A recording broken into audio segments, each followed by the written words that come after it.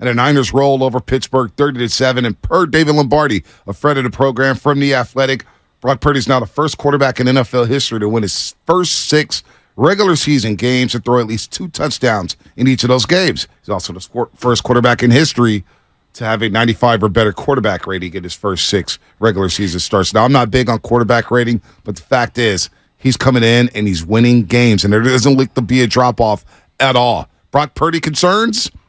Non-existent in my world. Well, this thing about, like, he's thrown, at least 2 touchdowns and threw for a passer rating. Okay, just clop all that stuff off. How many games has this guy won in a row? What is it right now? Regular season games. Regular season game, 6. Okay. And I think the record, I could be wrong, but I think the record to start a career is like 13 in Dak and Big Ben Roethlisberger. Ben Roethlisberger, I know, did it his rookie year. 13 in a row. Tommy Maddox. I mean, that to me is the more impressive thing, right? Because both, like, whatever you think about Dak, he's a high-level functioning quarterback. Whether you think he's truly elite or, just on the cusp of being elite, he's a very good player, right? And so Brock Purdy has just been an outstanding winner for the 49ers. And they replaced a winner in Jimmy Garoppolo with a guy who, to me, I don't know if he's better right now than Jimmy Garoppolo. There's some things that he does better than Jimmy G. Right. But the common denominator is they both win. They win. At a high level. Well, I count that as 7 in a row for Purdy because Jimmy Garoppolo got hurt early in that Miami game. Okay. And I agree Brock with that. Purdy had to come in, and the Niners they only had 3 points up until that point when Brock Purdy replaced Jimmy Garoppolo. It was early. Last year against Miami.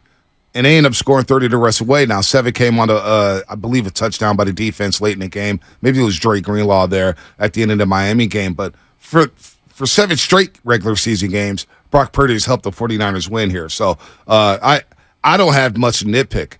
I didn't see, if you want to say the Patrick Peterson play was an interceptable ball, okay, I'll buy it. But other than that, I thought Purdy was flawless. He got the offense in the right formation. He got the plays off on time. They never seemed like they were out of sorts. He got the ball to the right wide receivers. I thought Purdy was in total command. He looked like a 5-year veteran. And you know what, 49er fans? We got a damn quarterback. We got a quarterback. I don't care about the velocity. I don't care where he threw. He got the balls there. He got the balls on the sideline. He got the balls there in the middle of the field. He threw with enough touch. It's not, again, I'm going to say this all, I'm probably going to say it all season long. It's not the county fair. We're trying to break one of those bottles and throwing 150 miles an hour and win a prize for your daughter or your son. No. This is pro football. You do what you got to do to convert a play, Shasky. I don't care about how hard Chip Druckenmiller threw a fastball. He lasted half a season, okay? We see guys with rifle arms and not be able to control where that arm goes or where that ball placement is. Purdy can control the ball placement. He improv'd. He got out of the pocket. He bought time. Damn it, the Niners got a quarterback, man, that can take him to the promised land. He was outstanding. I want to do 2 fun exercises with you, okay? Because you are a 49er historian. It feels like Brock Purdy's got the number 13 solidified right now, don't you think? Yeah, no doubt. Like that. How many guys in 49er history can you name who wore number 13? Steve Bono. Bono is one. Sean Hill. Sean Hill is another. Cody Pickett didn't wear 13, did he? No, Cody Pickett wore 3. 3, that's right. I knew it was a 3. Yeah. Who else wore 13? Okay, Richie James Jr. Oh, gosh. River Craycraft. Oh, gosh. He scored a touchdown yesterday for the Miami Dolphins. He had 2 big plays. How about this one? Dre Kirkpatrick. Okay, Aaron Burbridge. Is his grave still in the end zone at Levi Stadium? Yeah, seriously. Benjamin's still his father? Aaron Burbridge. Stevie Johnson. From Vallejo. Okay. Joe Hastings. Okay. Barely knew you. Rattay, Bono, Sean Hill, who you referenced. Tom Whittem, who no one would remember. And my guy, Frankie Albert. Wow. 13's not retired, huh, for Frankie Albert? No, well, he also wore 63. Okay. He wore 63 and 13. Yeah. He was also a punter. Exactly. It feels like he's got 13. I saw 13 jerseys in that stands yesterday. I'm telling you, I think he's going to have the hottest jersey sales this year for the Niners. I think he's the guy. 13s and 23 are going to be hot at Levi Stadium. McCaffrey and Brock Purdy. So, before you go to the lines, one last one. Brandon Ayuk, who you've talked about. They need to lock this man up. 11 was kind of a curse number for the Niners. It really was. Like, Steve Spurrier wore 11. He was a top pick. Didn't really pan out. Alex, for the longest time, had 11. Although I saw a lot of 11 jerseys. I mean, there were some names, B. I mean, we're talking about Jeff Brom, Ty Detmer, Marquise Goodwin. Some bad 11s. Some bad 11s. Brandon Ayuk has got 11 locked up, and it is a beautiful number, and you need to get that man paid. Well, Brandon Ayuk will be paid. I don't think we should worry about that. I mean, the 49ers have proven time and time again that they will pay premium players. Absolutely. Bosa just got paid. They restructured the contracts of Eric Armstead, George Kittle, and Trent Williams. They've got $43 million in cap space right now, which is probably reserved for next season when they got over $40 million in cap space. They got to shed off the books, but they'll be fine. And they'll figure out a way to get Brandon Ayuk. Again, Deebo and Ayuk, I think, are the best duos at wide receiver the Niners have had since 98 when they had T.O. and Rice. So don't you think Deebo, there's an area of Deebo's game that is underrated? Not that he's elite at it, but he does high point the ball better than people give him credit for. He does. There was a play that the linebacker was going to try to make a play on a ball. Purdy kind of just threw it up, and I love that Purdy threw it up to his guy to make a play. And Deebo just contorts the body, jumps up at its apex, catches it, comes down with it. He made a really nice play on that Brock scramble where Minka came flying in. I just think we underrate. Deebo is really good at those intermediate, like jumping up in traffic and making a play. And the attention he receives from the defense is going to leave Brandon Ayuk in one-on-one opportunities. Yes. And Brandon Ayuk is going to destroy cornerbacks in one-on-one situations. The route he ran out Patrick Peterson on the first touchdown where Patrick Peterson touched every inch of his ankle because he couldn't stay with Brandon Ayuk on that end cut. It was beautiful. Beautiful. The deep ball we talked about, the back shoulder throw against Patrick Peterson. Brandon Ayuk in one-on-one situations is going to eat and dominate.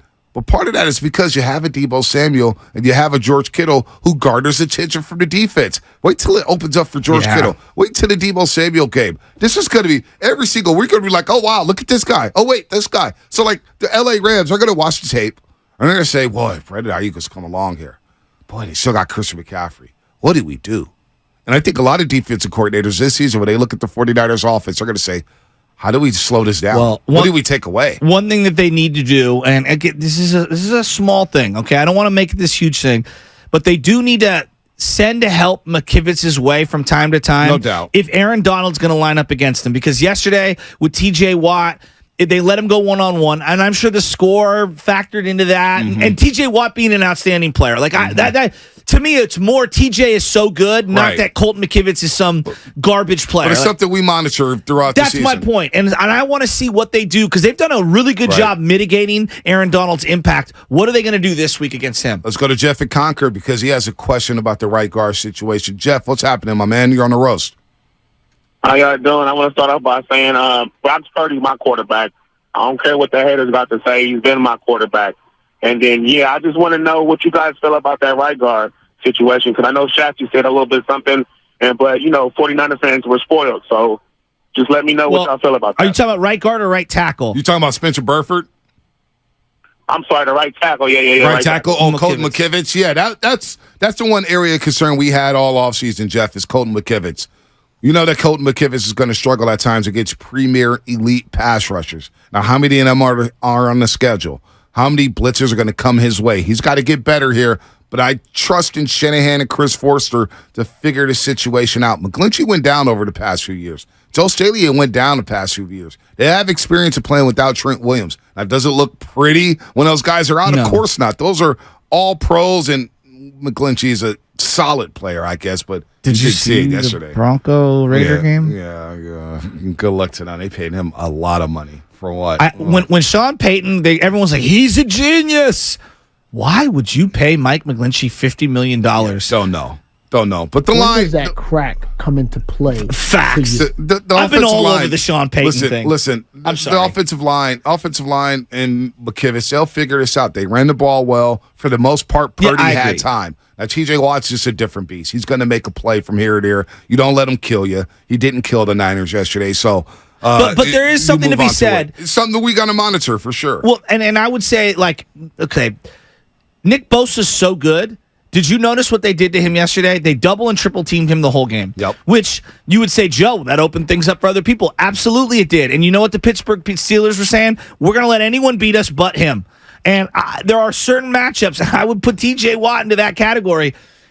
Maybe we double him a little more. Right. I'm not saying exclusively, but give a little help to McKivitz Right, no because doubt. I think that's a tough matchup for it any is. player. It is. Let's go down to Lancaster, California. Our girl Rhea. Hey, Rhea. On the roast. Rhea, what's happening? Good morning, Rhea. Good victory morning. Good morning. Oh, my God. Oh, my God. I just need to celebrate this day, yesterday, my team. I also want to start out by saying thank you to Pittsburgh weather for letting us have a dry game. And I also want to just touch on Brock is good.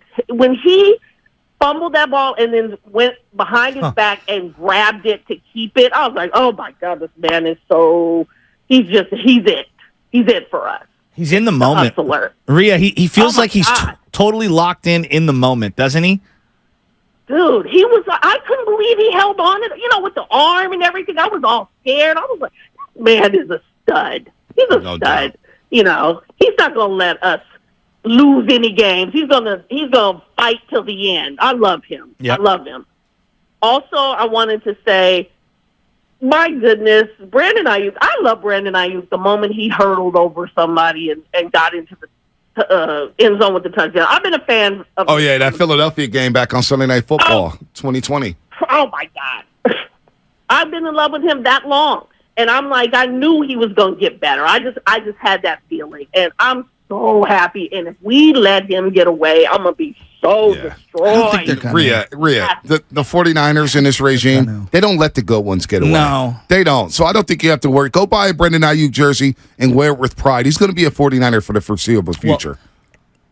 I was going to, because I have a T.O., I have a Jerry Rice. I don't like to do players too much. I got a Patrick Willis because they leave. I need to have a Brandon Ayuk. Go get you that Ayuk. Ayuk's going to get that bag, Rhea. Trust me on that one. Thanks for the call, Rhea. They freed up a bunch of money last week when the details came out. I don't know. I think it's easy to say they're going to make a big splash, and We don't know. We don't know. They have the option, though. But that's one thing that I do love is they do have the option B, whether it's this season to shore up some weakness or add to some strengths, or in the offseason. Like, it does feel like they've kind of recalibrated their books to be a little more efficient, to make a move and to fit somebody in. So whether that's a right tackle, another tight end, a secondary player, another edge rusher, it does feel like they have the opportunity to add. No, they will. And the great thing is they're an attractive destination.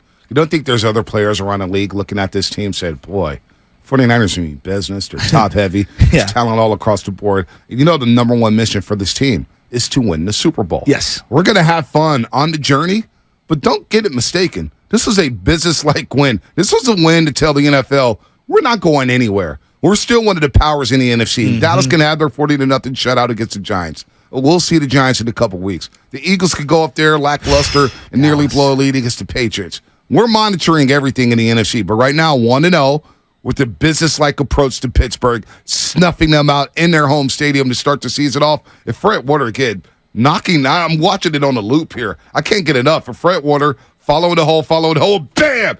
I can't wait for Baldy to break that play down where he smacks the soul out of Najee Harris. I hated to see it, Najee, because he's from Antioch. He's a Bay Area kid. But boy, Fred Warner making a statement yesterday.